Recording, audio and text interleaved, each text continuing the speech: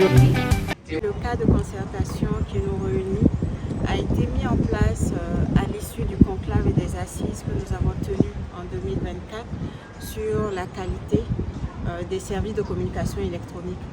Donc vous vous souviendrez qu'en 2024, nous avons eu un conclave et des assises qui ont réuni tous les acteurs, en tout cas concernés par la question de la qualité des services de communication électronique, afin de faire le point et surtout pouvoir identifier les pistes de solutions qui permettraient d'améliorer cette qualité de service pour répondre aux attentes de nos populations. Donc ce cas de suivi nous permet de suivre la mise en œuvre des engagements qui ont été pris à cette occasion par toutes les parties, que ce soit le gouvernement, que ce soit le régulateur ou que ce soit les opérateurs. Donc à titre d'exemple, les opérateurs se sont engagés à déployer plus de sites en dehors de leur cahier de charges afin de pouvoir densifier les infrastructures de communication électronique et pouvoir améliorer la qualité des services au niveau des chefs-lieux de région et aussi sur les principaux axes routiers. Ils se sont également engagés à améliorer la transparence des tarifs et des services qu'ils proposent aux usagers. Le régulateur, quant à lui, s'est engagé à libérer la bande de fréquence 2600 MHz pour que les opérateurs puissent l'exploiter en vue d'améliorer les services qu'ils offrent. Le gouvernement, quant à lui, s'est engagé à accompagner les opérateurs dans les procédures pour pouvoir implanter les sites. Ensemble, nous pouvons avoir des motifs de satisfaction parce que nous voyons que chaque partie a fait des efforts, en tout cas, pour mettre en œuvre la plupart des recommandations. Les engagements qu'on avait pris, effectivement, les engagements ont été en fait réalisés. Voilà.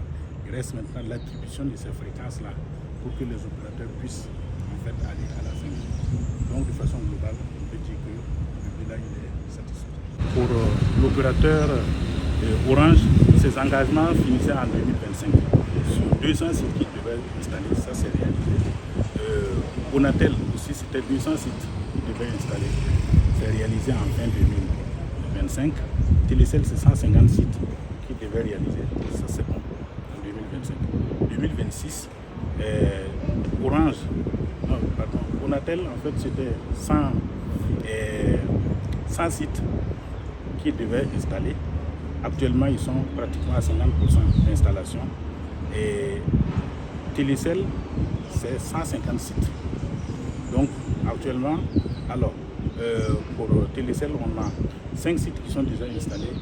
On a en fait 20 sites qui sont déjà en cours d'installation et 125 sites qui sont en construction. Le taux global, on peut dire que en fait, le taux global peut se situer en fait, entre 80 et 90%.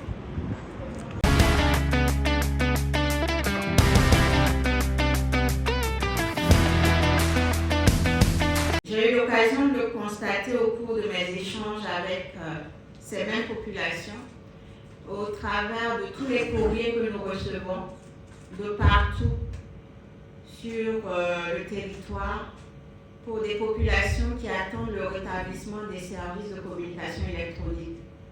Je dirais même que c'est l'une des premières choses que nos populations réclament lorsqu'elles retournent dans leur village, des fois plusieurs années après. Ce que nous attendons, c'est une amélioration visible qui se traduit par une meilleure couverture à travers le déploiement du nombre de sites à la charge de chaque opérateur, une meilleure qualité de service et une meilleure résilience de nos réseaux. La transformation numérique de notre pays accélère sa marche. Comme le rappelle constamment le camarade président du FASO, chef de l'État, le capitaine Ibrahim Traoré, nous devons travailler. Travailler et encore travailler de manière engagée et déterminée pour que le tout est urgent se concrétise dans chacun de nos champs. La présente évaluation devra permettre d'accélérer davantage le rythme de mise en œuvre de nos engagements et ne saurait se satisfaire de nouveaux reports d'échéance.